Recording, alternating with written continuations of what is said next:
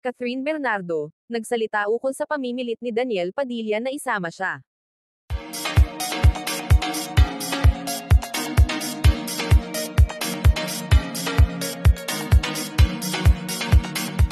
Naglabas ng pahayag si Catherine Bernardo kaugnay sa di umano'y pamimilit ni Daniel Padilla na isama siya sa ilang personal na lakad. Ayon sa aktres, hindi niya nagustuhan ang ilang kilos ng dating nobyo matapos ang kanilang hiwalayan.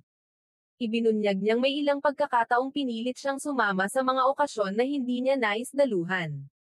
Sinabi ni Catherine na nais na niyang bigyan ng espasyo ang sarili upang makapag-move on. Dagdag pa niya, mahalaga ang respeto sa desisyon ng bawat isa.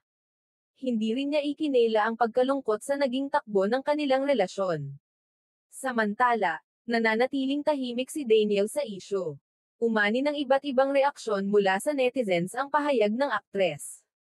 May mga sumuporta sa kanyang pagiging matatag, habang ang ilan ay umaasang magkakabati pa rin sila. Sa ngayon, abala si Catherine sa kanyang mga proyekto at personal na paghilom. And this are chika for today mga ka-showbiz, sana nag-enjoy kayo. Don't forget to like, share, subscribe and click the notification bell for more updates.